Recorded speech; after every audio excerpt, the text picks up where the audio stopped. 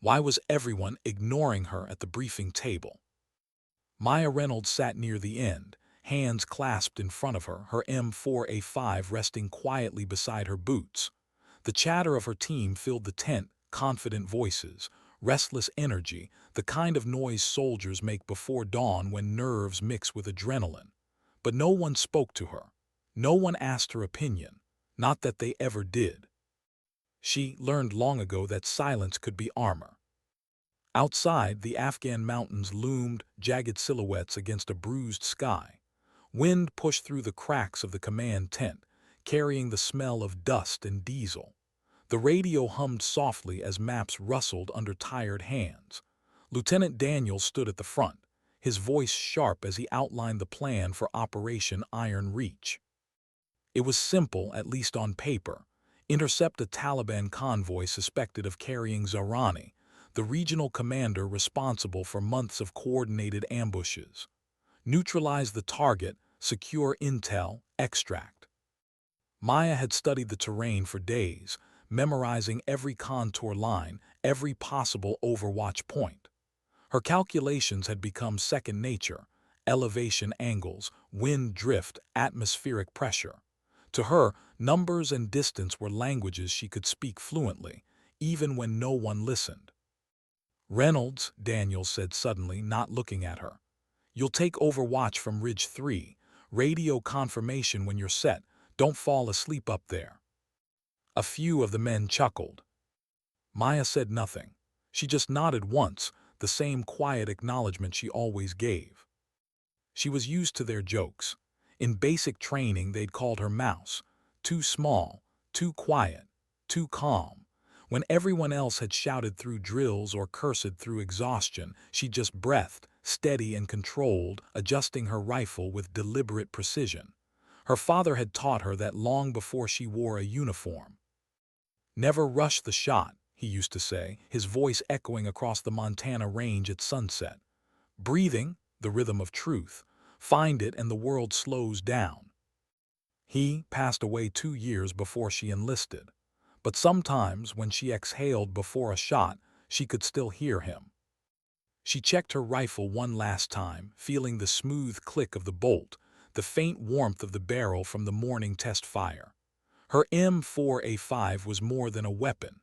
It was a memory of home, of her father's steady hands, of silence that didn't mean weakness.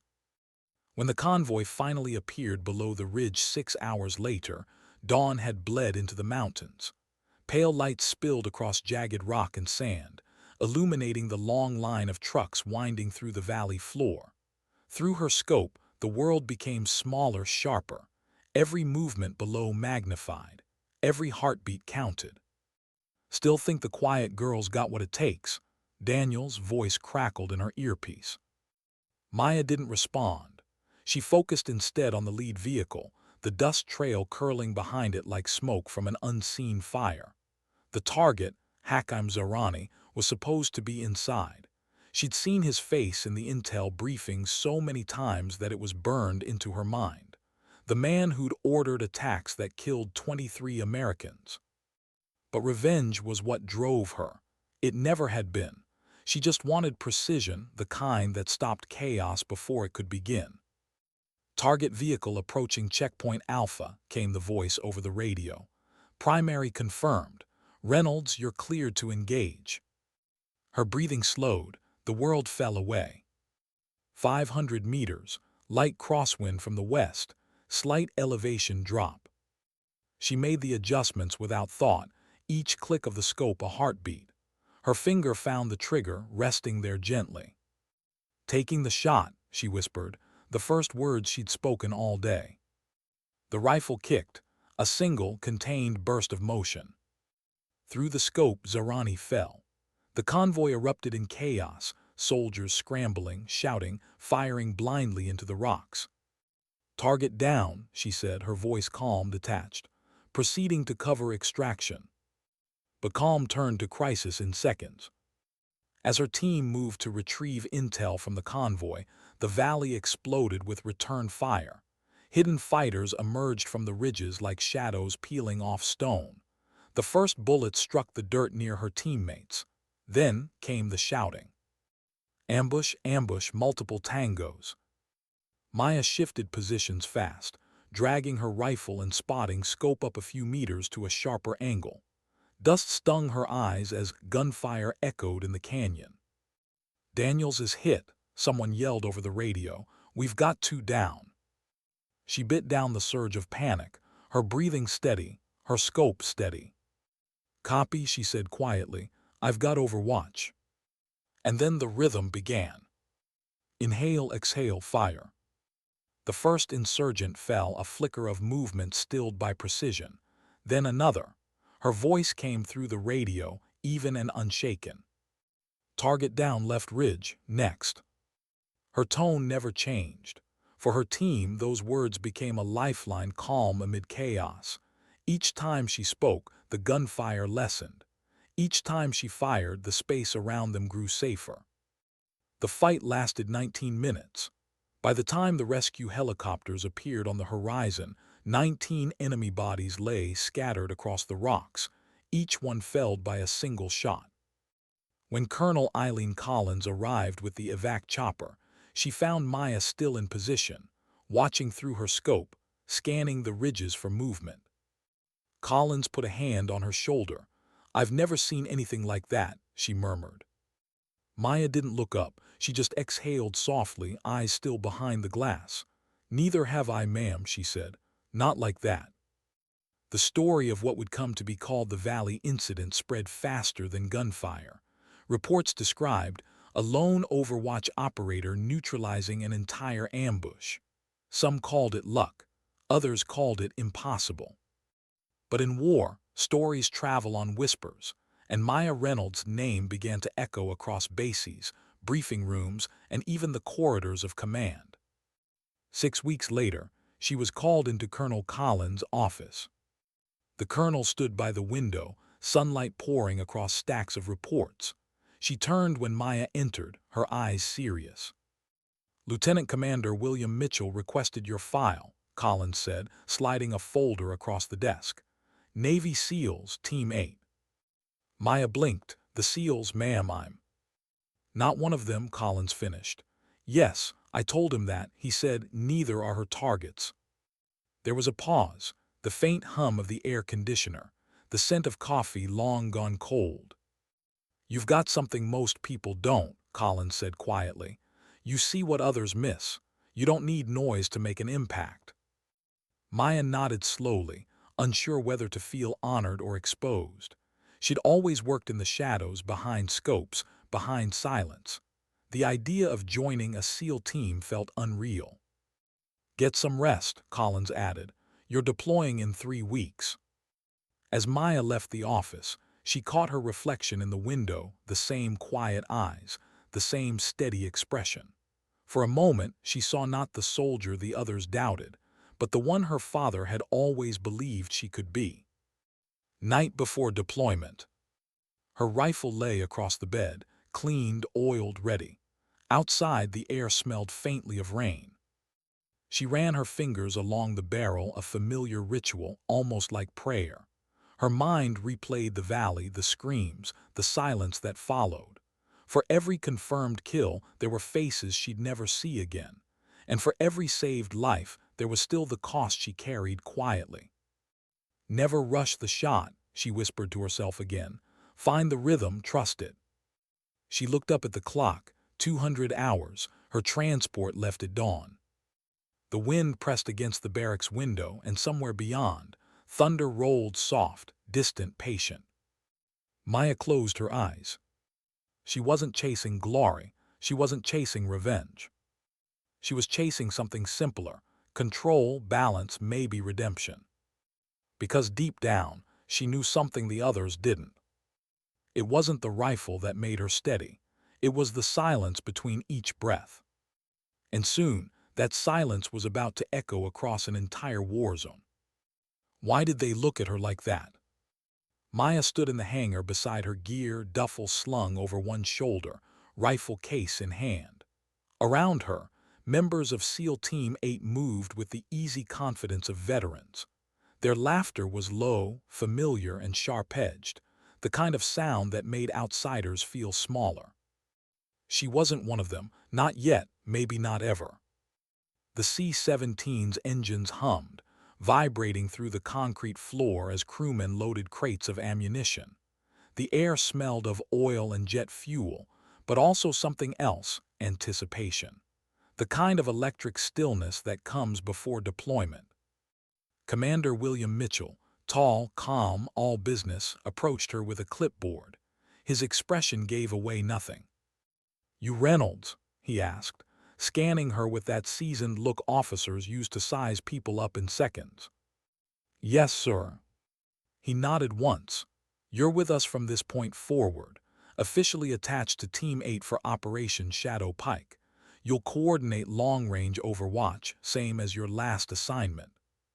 He paused. "Unofficially, you'll be earning trust, understood?" She met his eyes, unflinching. "Understood, sir." Mitchell studied her for a moment longer before turning to bark orders at the others. "All right, gear check. Wheels up in 15. Around her, the SEALs moved with practiced efficiency. She caught fragments of their voices, teasing, skeptical, curious. "Quiet one, huh? They say she took down a whole ambush by herself."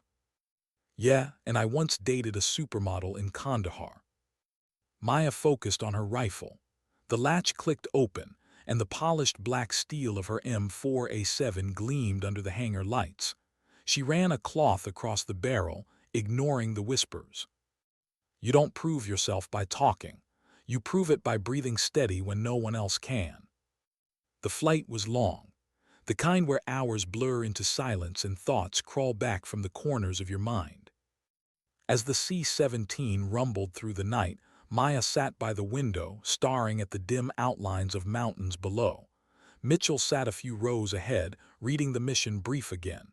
He hadn't spoken much since takeoff. He didn't have to. Leadership wasn't about noise. Their destination, a remote compound somewhere near the Pakistani border, an enemy network believed responsible for manufacturing IEDs that had taken too many lives to count. Their mission, dismantle it, recover intel and disappear before anyone knew they'd been there. It wasn't just another op, this one carried ghosts. By the time the aircraft touched down at a forward operating base, dawn had begun to break. The base itself was little more than a collection of prefab shelters surrounded by dirt walls and razor wire.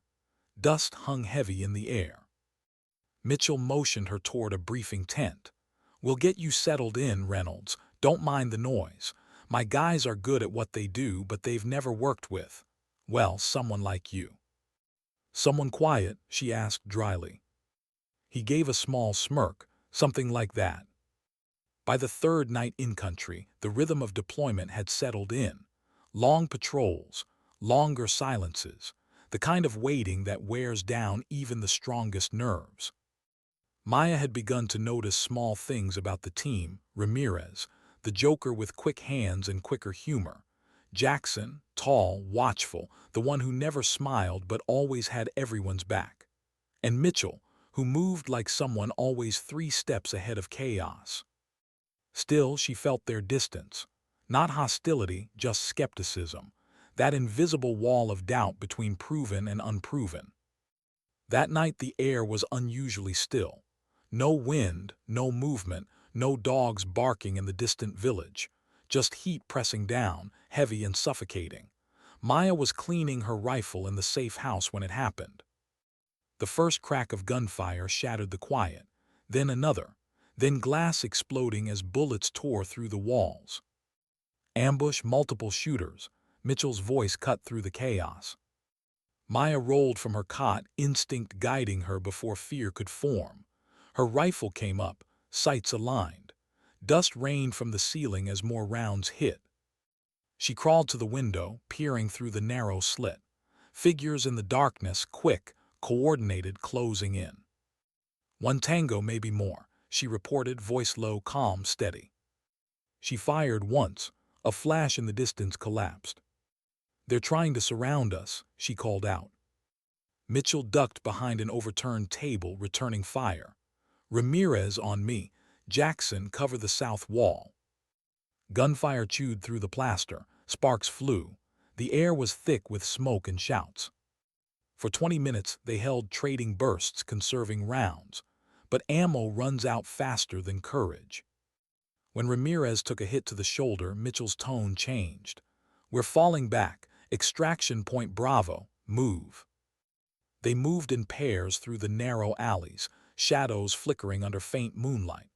Maya covered the rear, scanning rooftops and windows. The village was quiet in that awful way that says danger is close, too close. Then it came, the sharp crack of a high-caliber rifle, a scream. Jackson fell. Blood bloomed across his vest. "Sniper!" Mitchell shouted, dragging him behind cover. "Find him." Maya's breath slowed. Everything else faded. She scanned the rooftops, looking for what most people never notice, the things that don't move when they should. A flicker, the faint glint of metal in the dark. Third building, northeast corner. "I see him," she whispered. "Too far," Mitchell said. "We need to move." "Get Jackson to the extraction. I'll cover you." "Reynolds." "I'll be right behind you, sir." Her tone left no room for argument. Mitchell hesitated, then nodded. "You've got 10 minutes." Maya watched as they carried Jackson away, the sound of footsteps fading into the dark. Then she turned back toward the rooftops. Distance nearly 800 meters, crosswind light but shifting, no margin for error. She steadied her breathing, felt her heartbeat slow. The rifle became part of her. Inhale, exhale, pause. The shot broke the night. Through her scope she saw the enemy sniper slump forward. The glint vanished. But before she could move, more gunfire erupted. Close, too close. They'd found her. Bullets shattered the stones around her. She moved fast, not running, but gliding through shadow and dust, using walls and corners, every step deliberate. A round grazed her arm. Another ripped through her pack. Pain flared, but her focus didn't waver. Pain was information, not a reason to stop. "Reynolds, report." Mitchell's voice crackled over the radio. "I'm mobile," she whispered, ducking behind cover. "Engaged but clear, moving to extraction." "Copy, we're waiting." The streets twisted, narrow and half-lit by burning debris. She could hear the distant whir of helicopter blades, the sound of escape. She ran the last 50 meters in open ground, bullets tearing up dust at her feet. Then hands pulled her up, Mitchell's, dragging her into the helicopter as it lifted from the earth. "Reynolds," he shouted over the noise, gripping her vest. "You good?" She nodded, blood streaking her sleeve. "Jackson." "Alive," Mitchell said, "thanks to you." He looked at her differently then, not as an outsider, not as the quiet one, but as something else, steady, precise, unshakable. "That shot you made," he said, breath still heavy. "Our best snipers wouldn't have tried it." Maya didn't answer. She just checked her weapon with shaking hands, wiping the dust from the bolt. Her eyes were distant, watching the darkness below fade into the horizon. Because something wasn't right. That ambush, it hadn't been random. They'd been compromised. Someone had leaked their position, their route, their safe house. Someone with access to classified information. An enemy outside was one thing. An enemy within was something else entirely. Back at base, the debrief was short, clinical, almost detached. The kind of meeting where words like casualty and compromised replace names and memories. Mitchell sat across from her, face unreadable. "We'll find out who did this," he said quietly. Maya stared at the floor. "You think it was someone on the inside?" "I think too many people knew where we'd be. That's all I'm saying." Colonel Eileen Collins arrived 2 days later. Her expression was tight, controlled, but her eyes betrayed concern. "The network you're chasing," she told Maya privately, "it's bigger than anyone thought, and they have friends in high places." Maya cleaned her rifle as she listened, the rhythmic sound of metal against cloth grounding her. "What do you need me to do?" she asked. "Stay ready," Collins said softly. This isn't over, not by a long shot. Maya looked out the window at the desert stretching endlessly under the setting sun. The color reminded her of the Montana dust, only here, the silence meant something heavier. She had 112 confirmed kills by then, each one necessary, each one justified. But she knew the hardest battles weren't fought with rifles. They were fought with patience, trust, and truth. The kind of battles that didn't make headlines. The kind that changed everything. She pressed her palm against the rifle's cold metal and closed her eyes. Somewhere inside, she could feel the old rhythm again, the one her father had taught her. Never rush the shot. Find the stillness. And wait. Because sometimes, the most dangerous enemy isn't the one you see through the scope. It's the one standing beside you. Why did the silence in headquarters feel heavier than gunfire? 2 weeks after the ambush, Maya found herself sitting in a small, windowless briefing room inside a forward base that didn't officially exist. The walls were bare metal. The fluorescent lights hummed softly overhead. Across from her sat Commander William Mitchell, his uniform creased, eyes bloodshot from too many sleepless nights. A laptop sat between them, its glow cold and sterile. On the screen, intercepted communications, mission logs, names, dates. Somewhere in those files hid the answer to a question neither of them wanted to ask aloud. Who sold them out? Mitchell leaned forward, his voice low. The data confirms what we already suspected. Someone leaked our safe house coordinates the night before the ambush. Maya said nothing. She just watched the text scroll across the screen. Coordinates, transmission timestamps, encryption tags. Each one a thread in a web that stretched higher than either of them could reach. Mitchell rubbed his temples. We traced the signal to a field office in Kandahar, but the signature doesn't match any of our usual leaks. Whoever did this knew exactly how to hide their tracks. Maya finally spoke, her tone measured. Could be someone inside Intel Command. Mitchell nodded slowly. Could be. There was a long silence, the kind that settles like dust when the truth gets too close. Outside, a helicopter's distant thrum faded into the wind. They wanted us gone, she said quietly. Or they wanted you gone, he countered. Maya met his gaze. Why me? He gave a small, humorless smile. Because the quiet ones make people nervous. That night she lay awake in her bunk, the hum of generators filling the air. The desert outside was calm, almost peaceful, an illusion she'd learned to distrust. Every mission, every shot, every death replayed behind her eyes like a film that refused to end. She remembered the faces, the laughter before deployment, the doubt, and then the sound of Jackson's body hitting the ground. War had a way of burning moments into you. Some scars showed, others hid under silence. Maya reached for her rifle, fingers tracing the steel as if for reassurance. The weapon didn't judge. It didn't lie. It just told the truth when asked the right question. She turned the safety off, listened to the soft click, then set it aside again. Never rush the shot, she whispered, hearing her father's voice. Never rush the truth. By morning, the investigation had a name, Operation Nightglass. Colonel Eileen Collins was placed in charge of the internal probe, coordinating directly with Mitchell and Maya. Her reputation carried weight. She'd seen enough politics and betrayal to recognize the signs early. Leaks like this don't happen by accident, she said during their closed-door meeting. Someone high up is feeding intel to the wrong hands, and I want to know why. She slid a thin file across the table. Start here.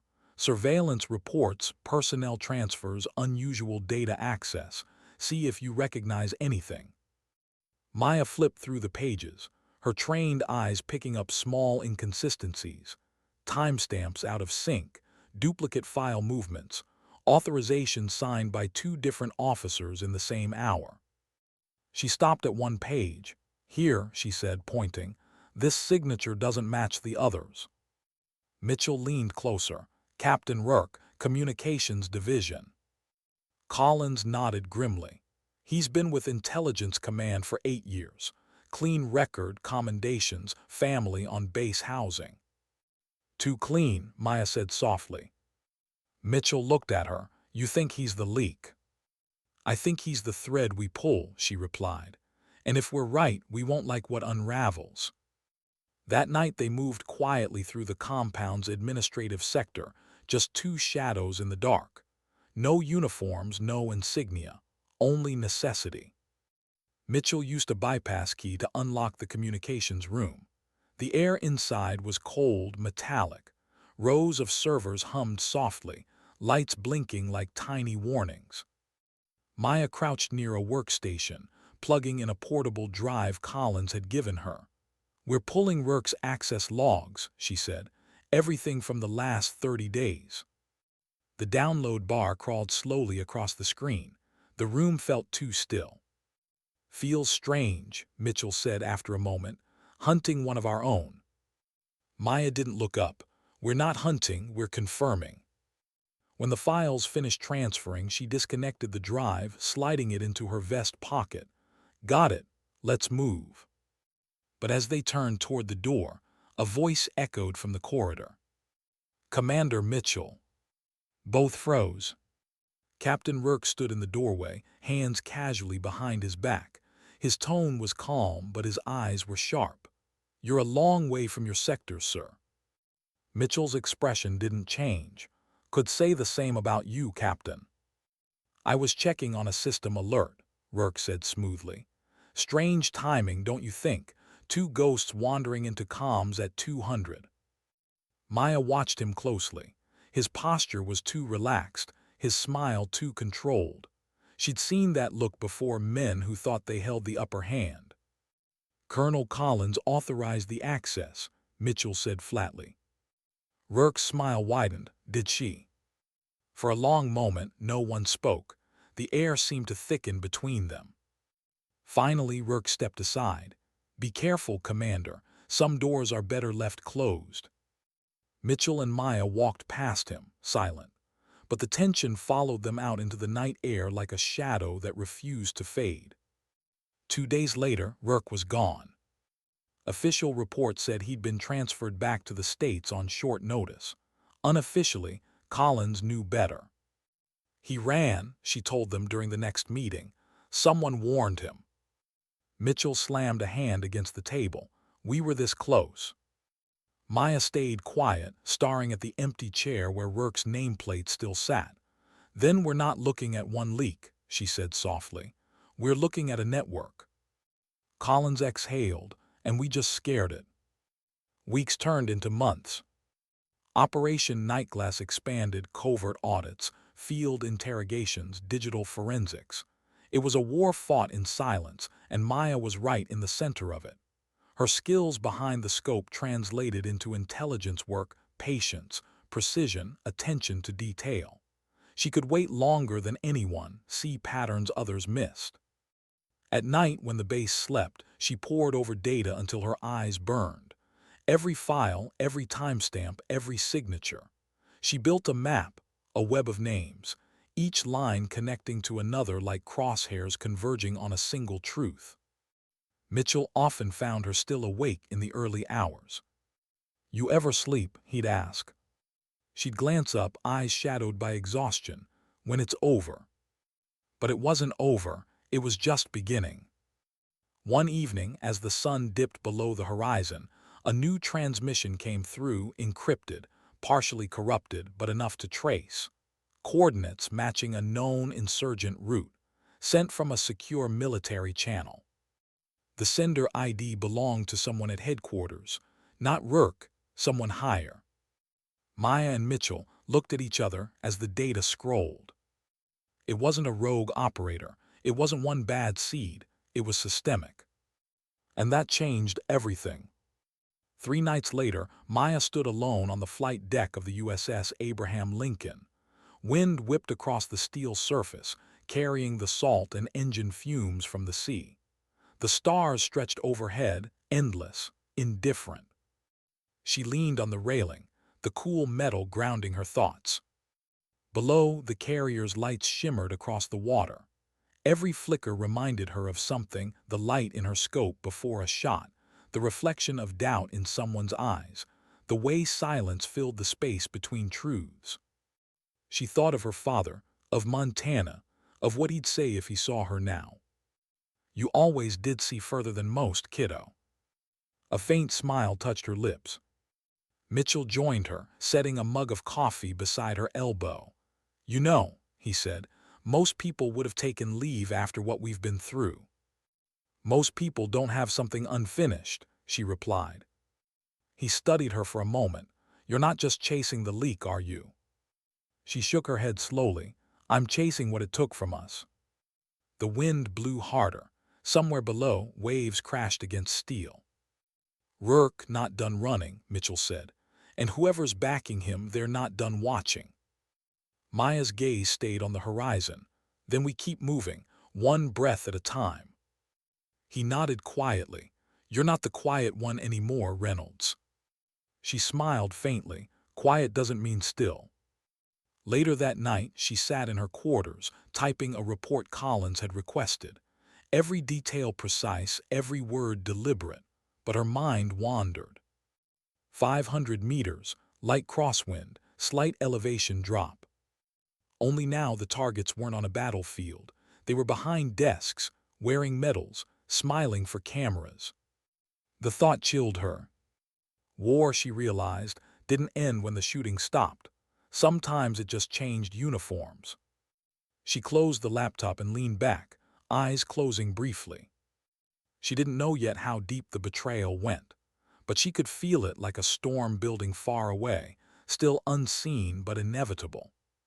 And when it came, she would be ready, not because she wanted revenge, but because silence could be a weapon too. Why did the truth feel heavier than a rifle?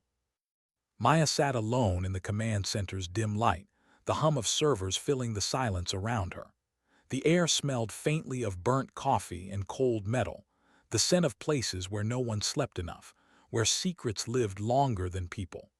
The glow from the monitors painted her face in pale blue as she scrolled through lines of encrypted transmissions.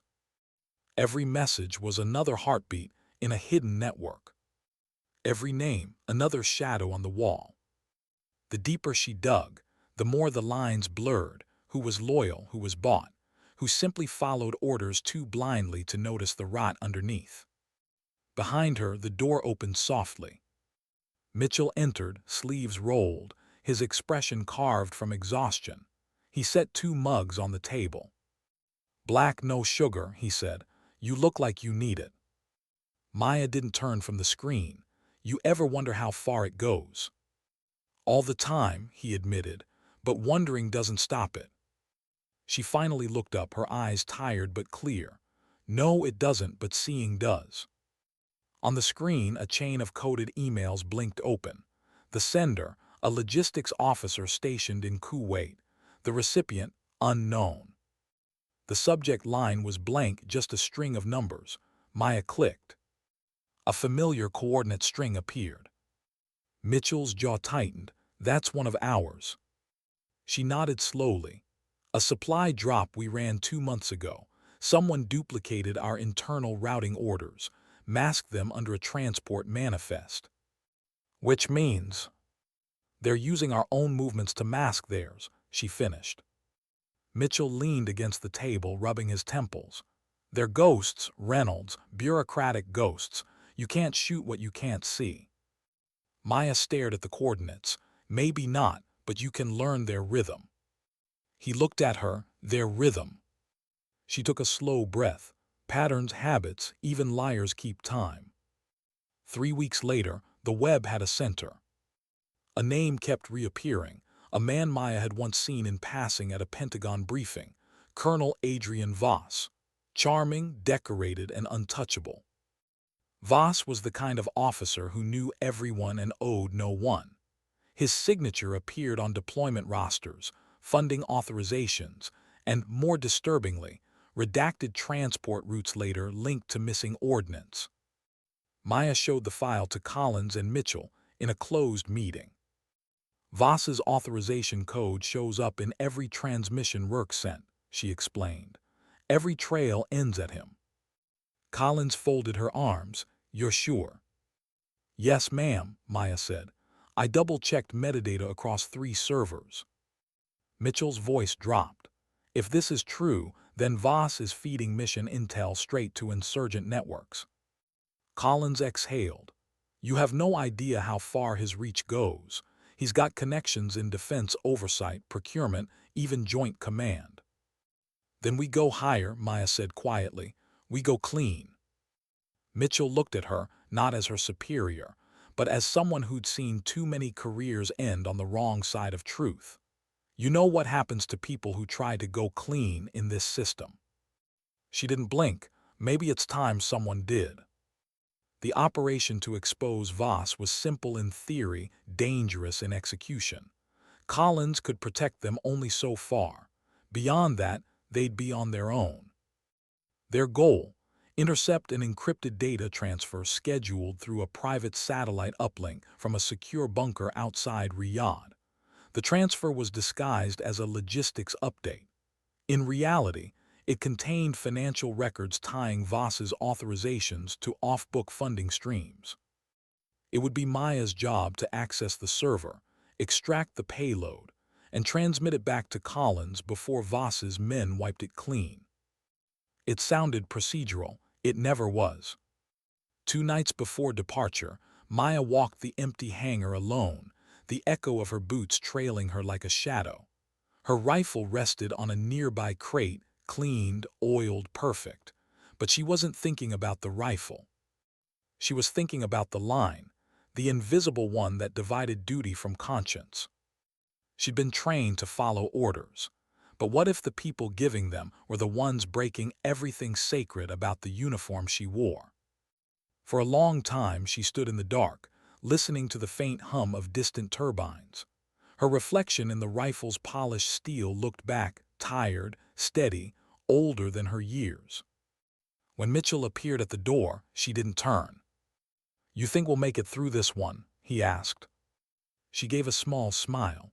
You always ask before we go dark. Superstition, he said, like knocking wood. She faced him then, her eyes calm. You ever think maybe some doors should be opened, no matter what's on the other side? Mitchell studied her for a moment. Yeah, he said finally, but I also know once you open them, you can't close them again. The desert outside Riyadh was a place that swallowed sound. Even the wind seemed careful not to make noise. The bunker stood half buried in sand, concrete walls covered in dust, cables vanishing underground like veins. Mitchell checked his watch. Windows 20 minutes. Maya nodded, crouching by the terminal. Her fingers moved with quiet precision as she bypassed security layers, each keystroke timed with the hum of the generator. The screen flickered, then unlocked. She started the transfer. 10 minutes, she murmured, almost there. Mitchell scanned the perimeter. You've got movement, 3 hostiles east side. I need 2 more minutes, she said. He raised his rifle, covering the approach. Take 1. Her pulse didn't change. The download bar crept forward, 70%, 80, 90. Then the screen glitched. The transfer froze. Come on, she whispered, tapping the key. The progress bar resumed. 100%, file secured. She yanked the drive free and sealed it in its casing. Got it. Let's move, Mitchell ordered, covering her as they sprinted toward the extraction vehicle. But before they could reach it, headlights flared through the dust. Black SUVs, 4 of them. Mitchell's curse was drowned out by the roar of engines. We've been burned. They dove for cover as rounds tore into the sand. The air filled with grit and metal. Maya hit the ground hard, clutching the drive to her chest. You good? Mitchell shouted. Still breathing, she said through gritted teeth. Whoever they are, they knew our route. Mitchell fired 2 quick bursts, suppressing the advancing line. They're not insurgents, he said. They're ours. And that was when Maya saw it, the insignia on the shoulder patch of the nearest figure. Military issue. American. Her stomach dropped. They're covering Voss's tracks. Mitchell nodded grimly, which means they can't let us leave. The firefight was short, brutal, efficient. They moved like ghosts through smoke and dust, retreating to the ridge as dawn began to color the horizon. When they finally reached the extraction chopper, Maya's arm burned from a grazing wound, her lungs filled with grit. But the drive was intact. Colin's voice came through the comm as they lifted off. "Do you have it?" Maya clutched the small steel case tighter. "Yes, ma'am." "Good," Collins said. "Then brace yourselves. Voss will come for it." Maya stared out at the desert shrinking beneath them. For a long time she said nothing. Then softly, almost to herself, "Let him." 2 days later, the evidence was secure in Collins' private command vault. The files revealed enough to end careers, maybe even start trials. But no one wanted trials. They wanted silence. Orders came down from higher up. Operation Nightglass terminated. All records sealed. Mitchell stormed into Collins' office. "They can't bury this." "They already have," Collins said quietly. "If we push harder, they'll burn all of us." Maya stood by the window, the sunlight fractured by the blinds. Then what was it all for? Collins looked at her, the same way she had the day Maya was first recommended for the SEAL team. "For the truth, even if no one ever sees it." Maya turned back to the window. The world outside went on calm, ordinary, unaware of what had almost happened behind the curtain. She thought of her father again, his voice on the range, soft, certain. "You can't always choose your targets, kiddo, but you can choose what you stand for." That night Maya cleaned her rifle in silence. The sound of metal against cloth echoed like slow breathing in the dark. Mitchell sat nearby, wordless, the faint hiss of the lamp between them. "You ever regret it?" he asked. She looked up. "What, the mission?" "No," he said softly, "the silence." She thought for a long moment, then shook her head. "Silence isn't regret, Commander, it's resolve." He smiled faintly. "You really are the quiet one." "Not quiet," she said, her gaze distant. "Just done shouting." Outside, the wind carried sand across the base walls, a soft, endless whisper. Somewhere inside that whisper the truth still lived, hidden, waiting. And though the files would vanish into classified archives, Maya Reynolds knew something deeper than exposure had been won that night. Because sometimes, survival wasn't about pulling the trigger. Sometimes, it was about not letting them take your aim away. Why did they act like she had never existed? 3 years had passed since Operation Nightglass. 3 years since the files vanished into the dark corners of classified archives, sealed under layers of bureaucracy and denial. Officially, Maya Reynolds had been transferred to long-term training assignment. Unofficially, she'd been erased. Her name had become a rumor, a whisper traded between operatives in midnight briefings, half believed and quickly forgotten. The sniper who vanished, the one who saw too much. She didn't mind. Silence, after all, had always been her home. Now she stood on the deck of the USS Abraham Lincoln, the sea stretching endlessly before her, the horizon a thin line between what was gone and what was coming. The wind tugged at her uniform, carrying salt and jet fumes. She'd grown leaner, harder, quieter still, the kind of quiet that didn't come from shyness, but from surviving things no one was supposed to talk about. Her rifle case rested beside her boots. Inside lay her M4A7, custom-built, carbon barrel, scope calibrated by her own hand. Every scratch on it told a story. Every story belonged to someone who never came home. Behind her, the ship's intercom crackled. "Master Sergeant Reynolds, report to the Combat Information Center." She turned once toward the sea, then walked. The CIC was alive with light. Screens flickered with satellite feeds, coded transmissions, and movement signatures scattered across a digital map of the Middle East. Commander William Mitchell stood by the main console, arms folded, posture calm but face taut. He looked older too, lines etched deeper, hair grayer at the edges, but the steadiness was still there. When he saw her, something like relief flickered behind his eyes. "You're here." "Got your message," she said. "You said it was urgent."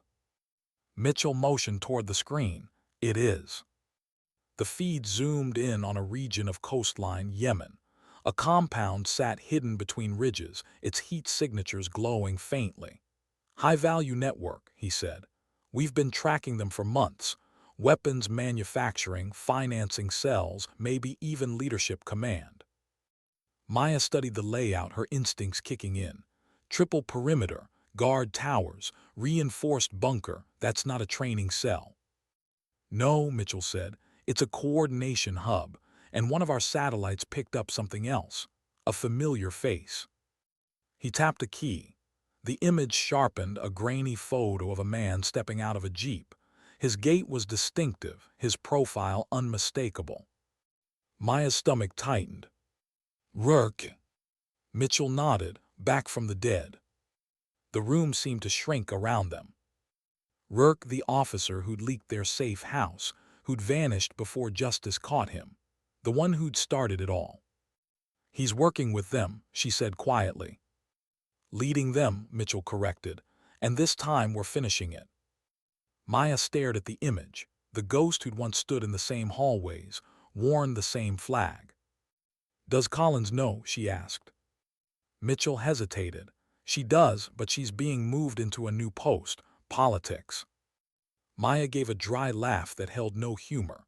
"Meaning someone told her to stand down." "Meaning this is off the books," he said. "No command signatures, no written orders, just results." "Same as always," she murmured. Mitchell's gaze softened. "You don't have to come back, Reynolds. You've done enough." She looked past him to the flickering satellite feed, the faint glow of a compound half a world away. "I didn't come this far to leave ghosts wandering free." He didn't argue. He didn't need to. 18 hours later, the desert heat pressed down like a living thing. Maya lay prone on a rocky outcrop overlooking the compound, her rifle balanced on a bipod, her breath slow and steady. The SEAL team was already in position for breach, hidden in the shadows below. The comms line buzzed softly in her ear. "Overwatch in position," she whispered. "I have eyes on all 3 targets." "Copy that," Mitchell's voice came back, calm and steady. "SEAL team standing by on your mark." Through her scope, the world became smaller, a perfect circle of focus. The target compound glowed with infrared life, unaware of the silent storm above. 3 figures moved inside the courtyard. One of them, Rourke. Her heart didn't race, it slowed. She tracked his movements, her finger light on the trigger. 1,000 thoughts crowded her mind, none louder than the one she'd carried since that night in Kandahar. "Justice isn't noise, it's precision." "Reynolds," Mitchell said, "we're green." She exhaled.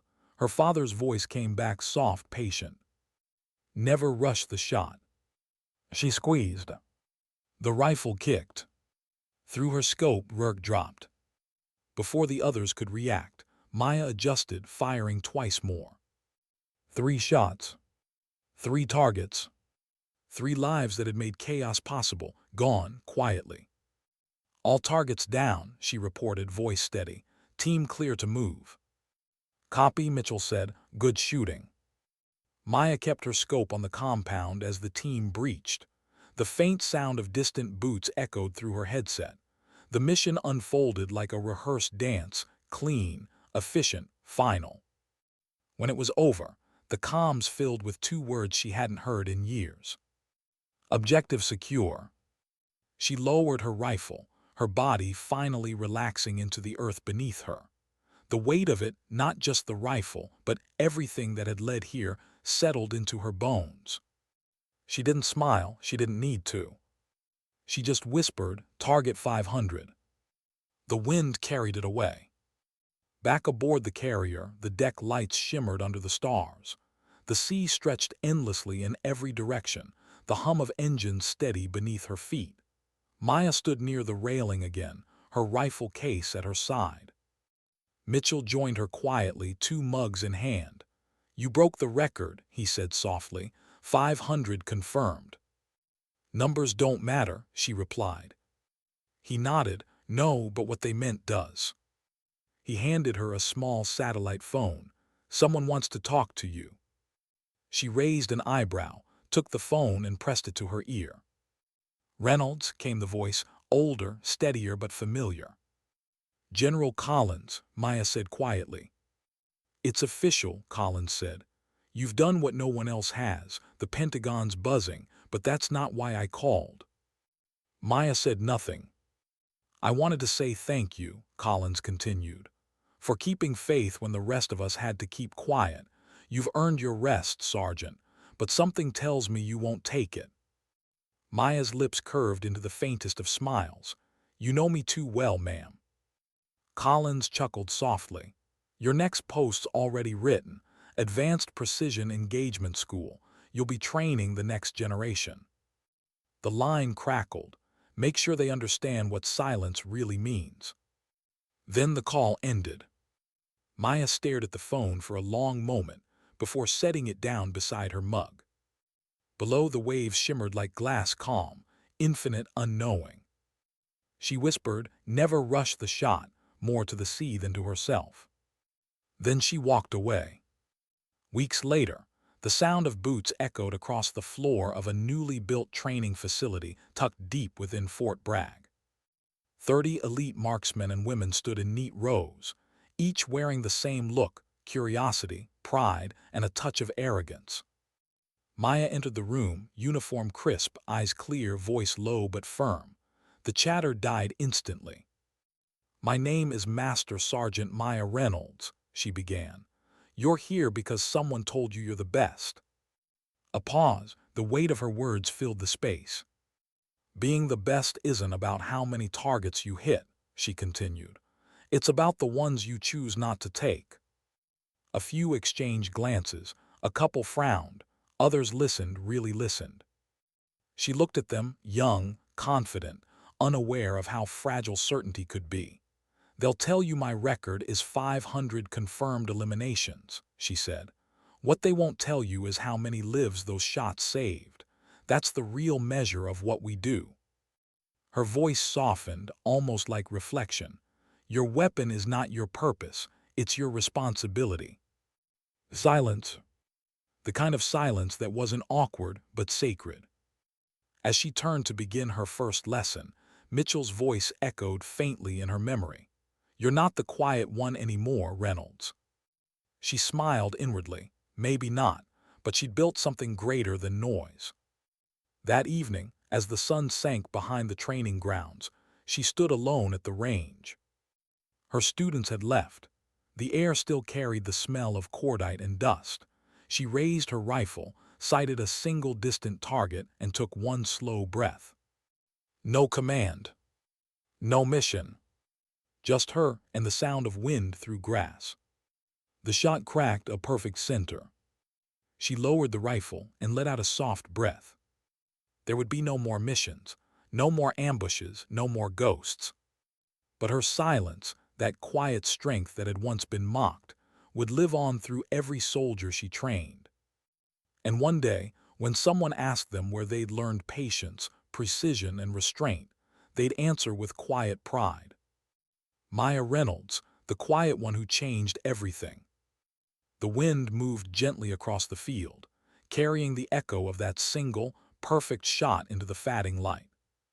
Because sometimes dignity doesn't speak. It simply acts. Why did she see herself every time the recruits took aim? Morning light spilled across the firing range at Fort Bragg, pale and gold, carrying the smell of oil and sun-baked earth.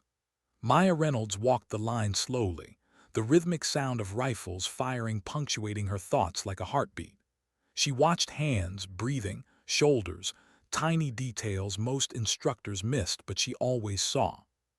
Her students called her the ghost. She didn't mind. Ghosts didn't need attention, only purpose.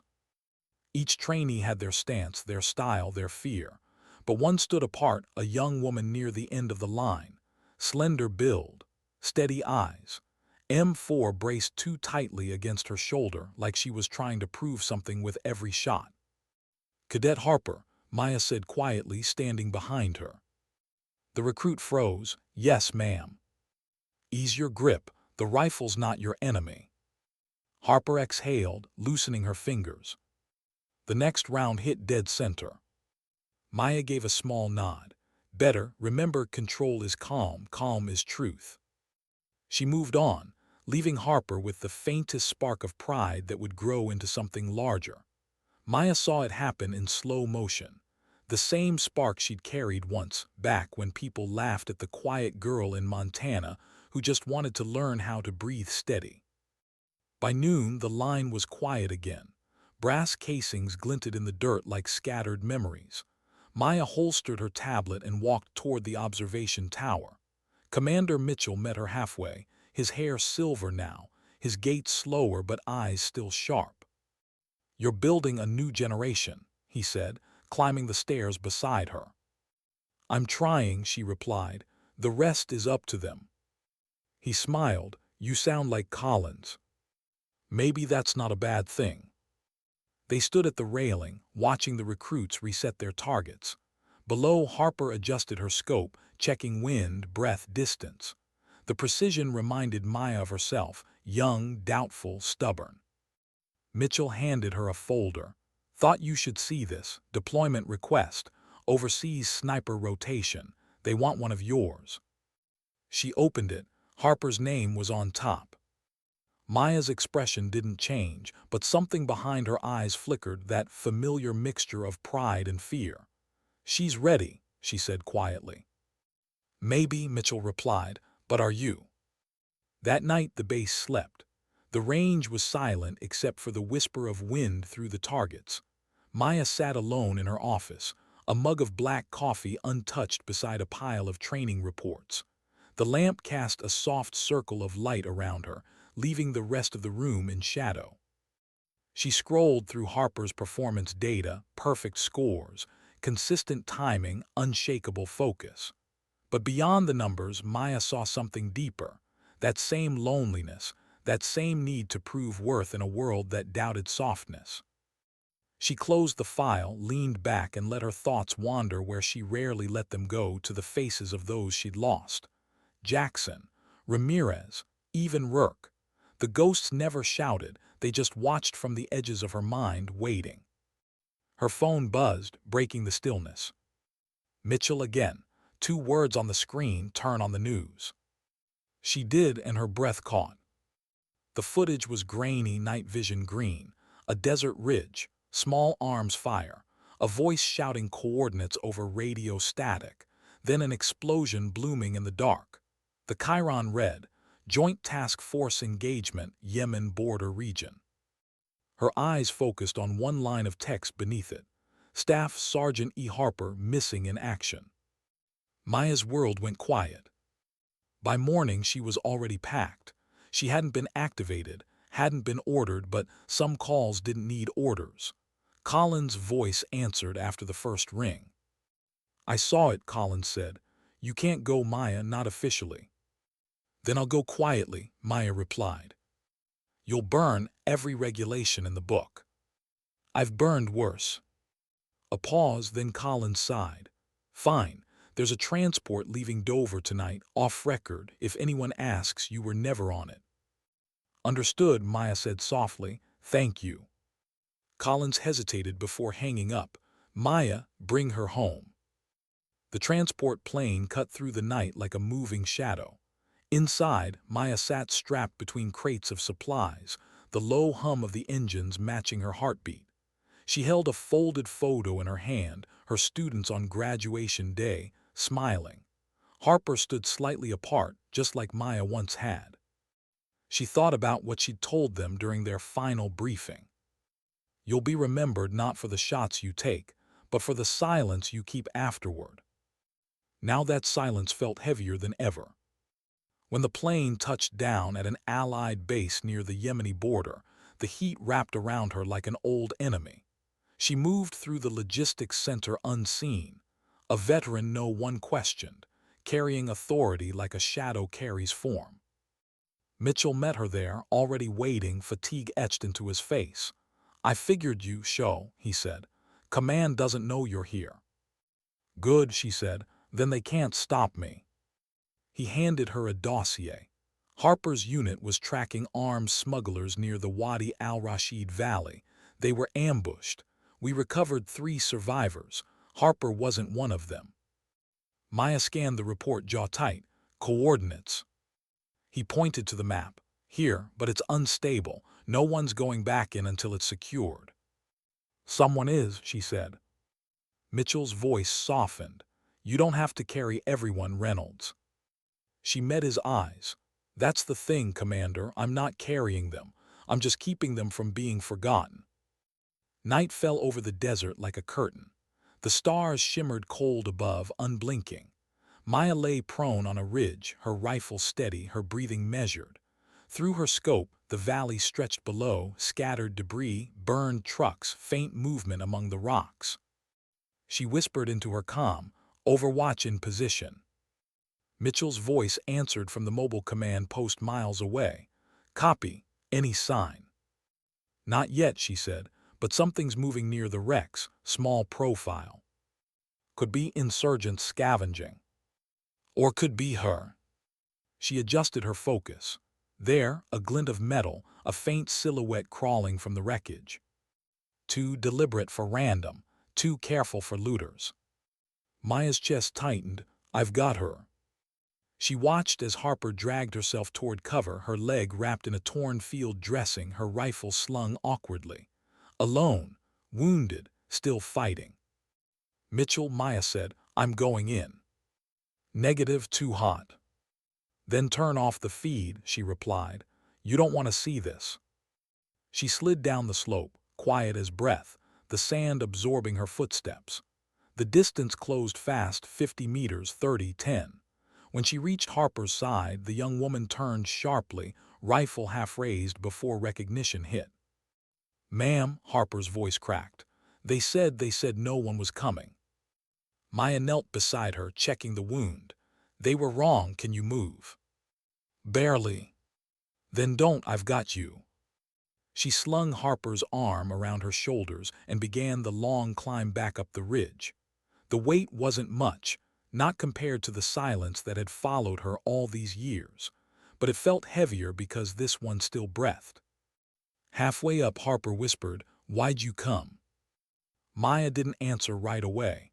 She adjusted her grip, her breath steady despite the incline. "Because once someone waited for me." Hours later, the medevac chopper lifted from the valley floor. Dust spiraled into the sky, blurring the stars. Maya stood beside Mitchell, watching the lights disappear into the horizon. "She's alive," he said quietly. Maya nodded, eyes following the fading helicopter. "Good." Mitchell studied her face.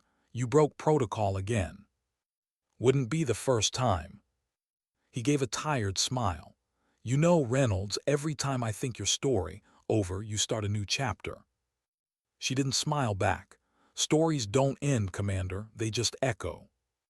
The desert wind stirred the dust around them, carrying away their words like secrets. Back at Fort Bragg, weeks later, Harper returned limping, scarred, but alive. During her rehabilitation, she spent hours at the range, relearning her rhythm. Maya never hovered, never interfered.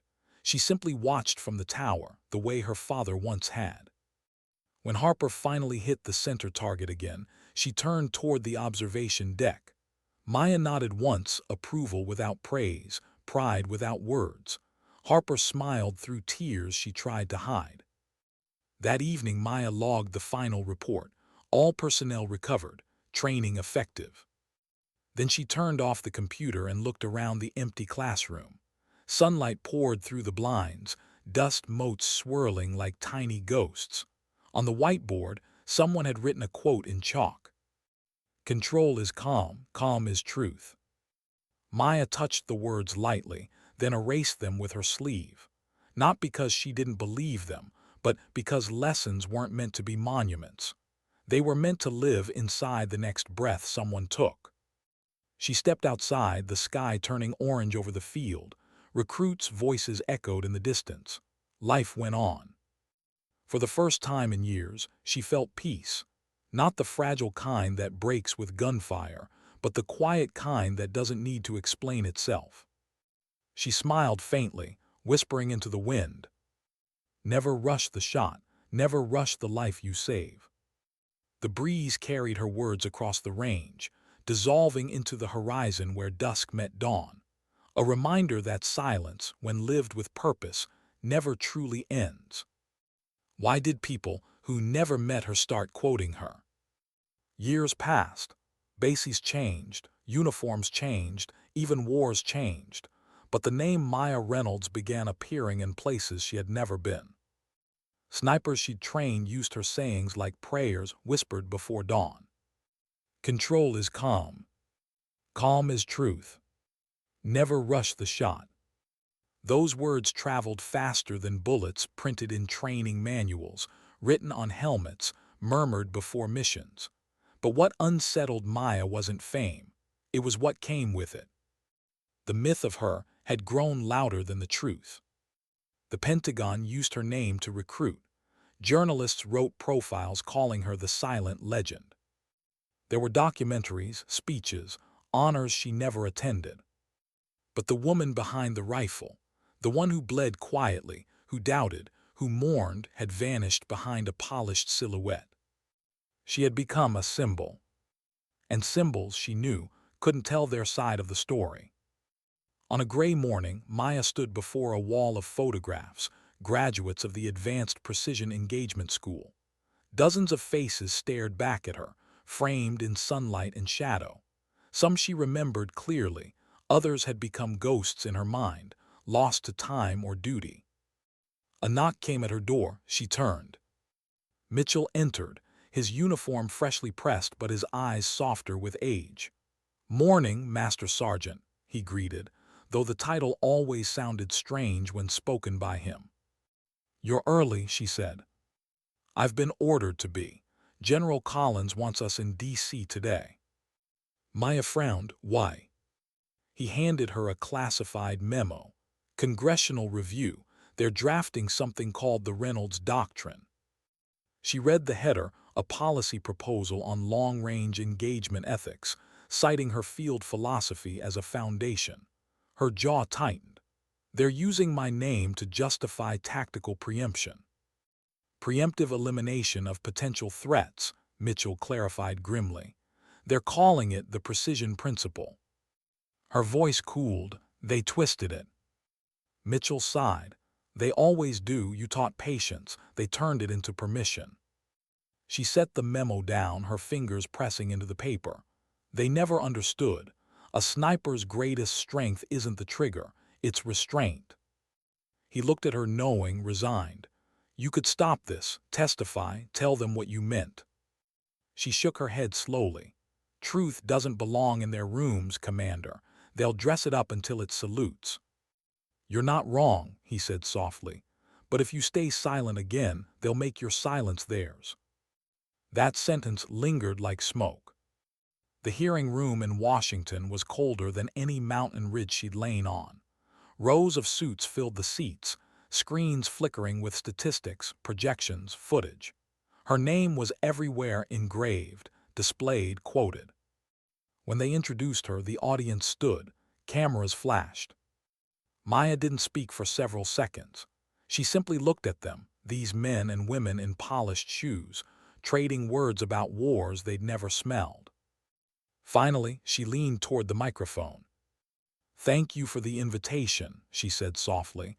Her voice carried further than expected. "But I didn't come here to be honored." The room fell still. "I came to remind you that patience isn't weakness," she continued. "And silence isn't permission. You're calling this proposal the Reynolds Doctrine. That's not what I taught." Someone shifted behind the panel. "With all due respect, Sergeant Reynolds, your career demonstrates—" "It demonstrates restraint," she interrupted gently. 500 confirmed eliminations, yes, but every one of those shots was a last resort, a necessary one.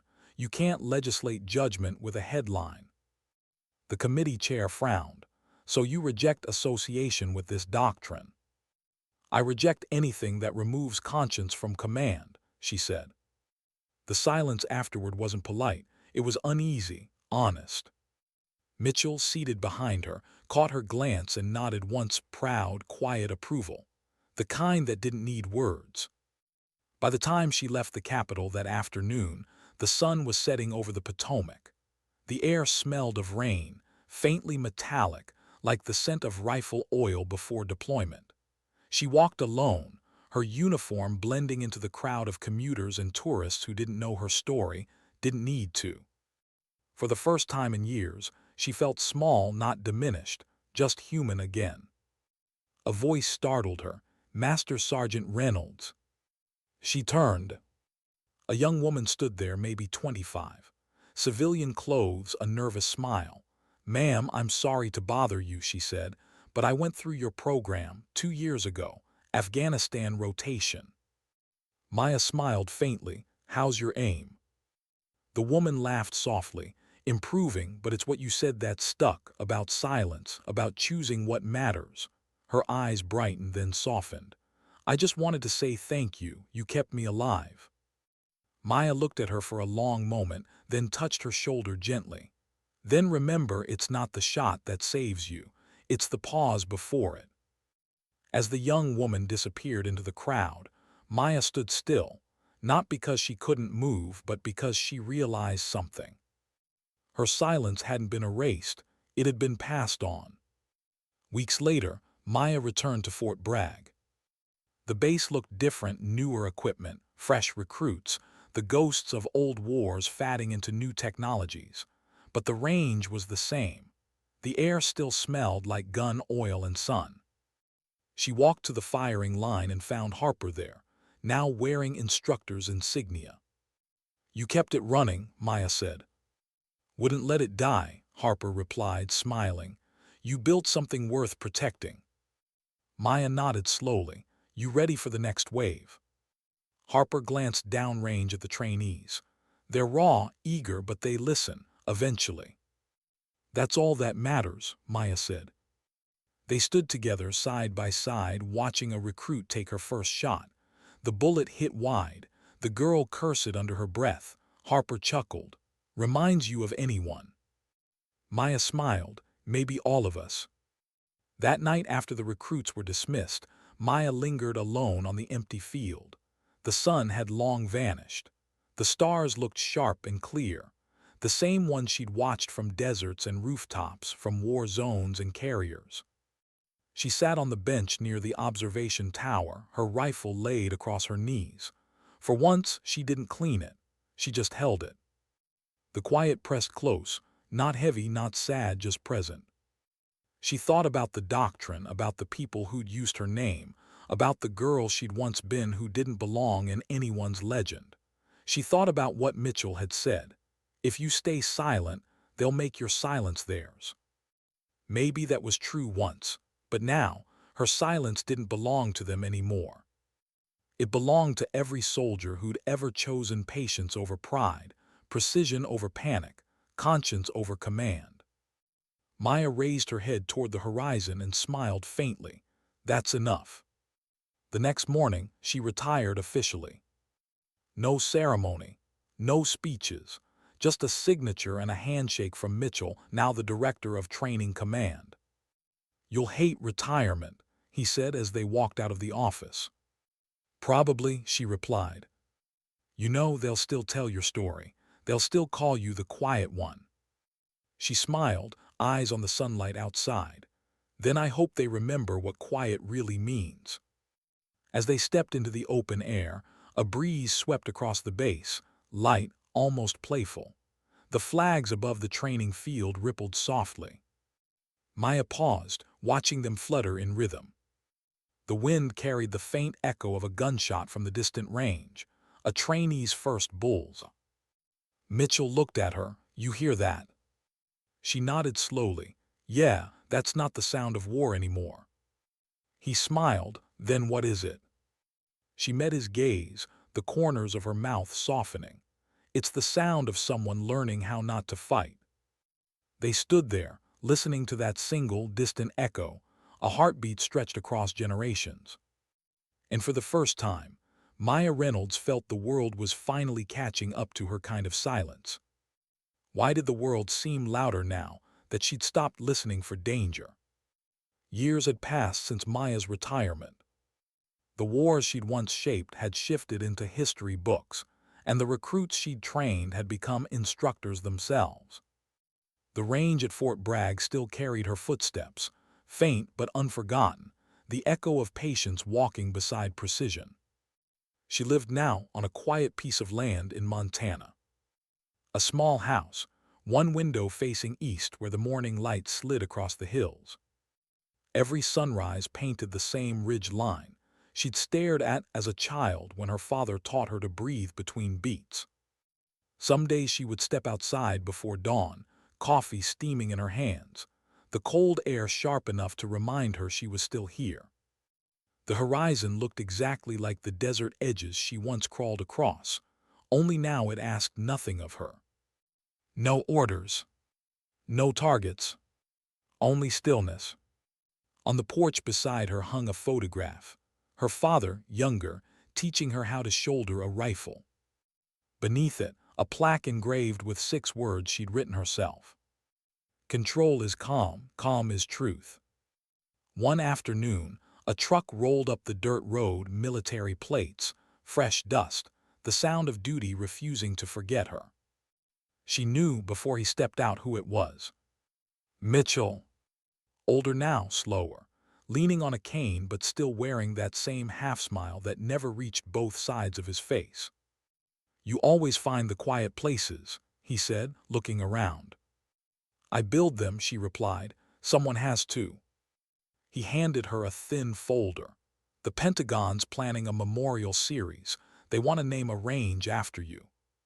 She looked at it unread. Ranges should belong to students, not ghosts. He chuckled softly. You've always had a problem with being remembered.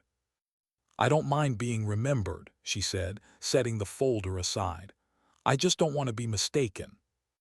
They sat together on the porch, the prairie wind brushing past. Far off, a hawk circled, silent against the pale sky. Mitchell took a slow breath. You know, I still hear your voice every time I line up a shot at the range. She smiled faintly.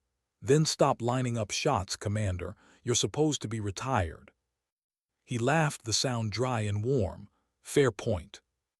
They sat a while longer in that easy silence only people who'd survived the same storms could share.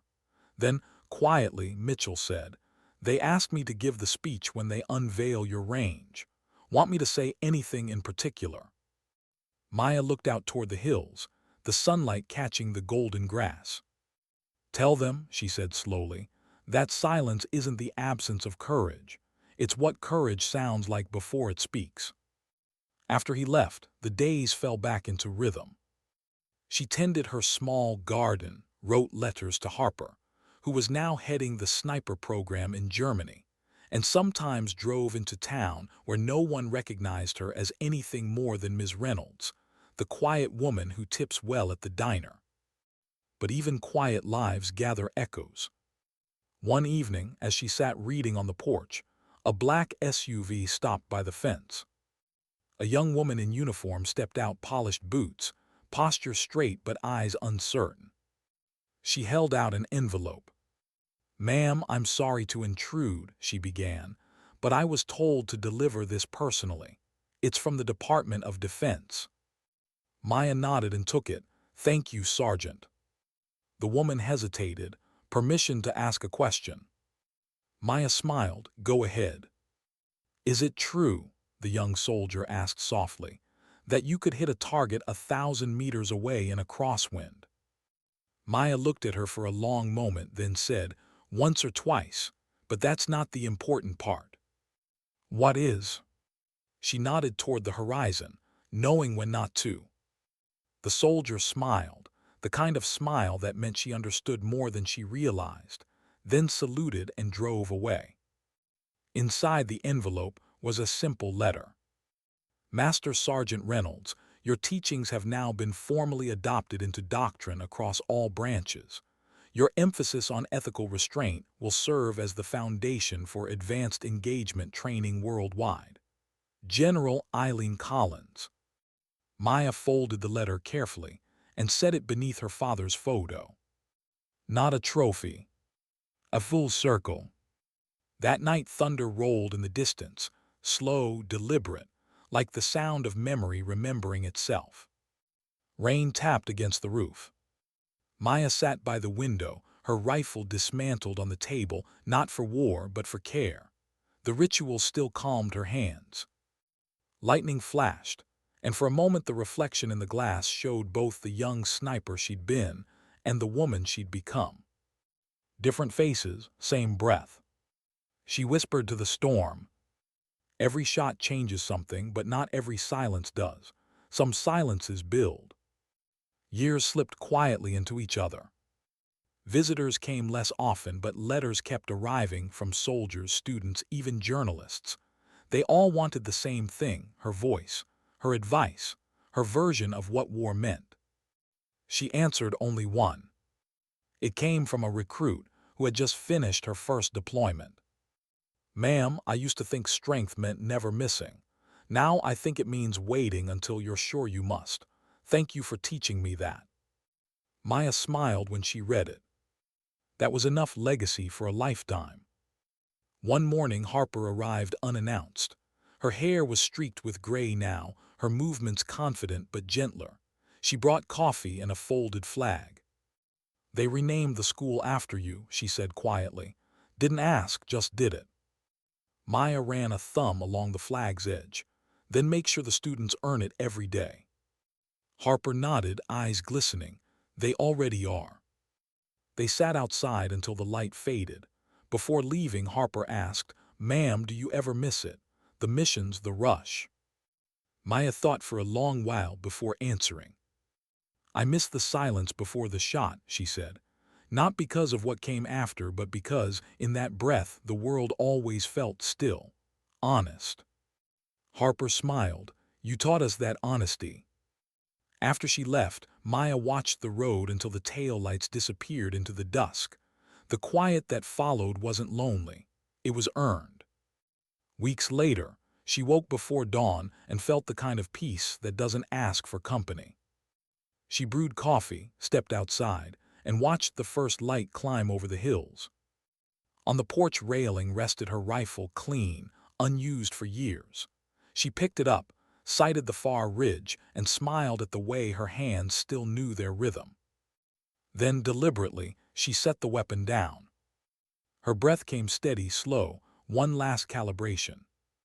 She whispered to the horizon, "Never rush the shot, never rush the life you've been given." As the sun broke fully, light filled her face. Inside the house, the letter from Collins fluttered slightly in the breeze, the only sound left. And if anyone had been standing on that lonely hill at sunrise, they might have sworn they heard a gunshot echo across the valley. But it wasn't thunder, and it wasn't war. It was the wind finding its rhythm against the hills, one last lesson in calm. Because sometimes, legacy isn't the noise you make while living. It's the quiet you leave behind when you've taught the world to listen.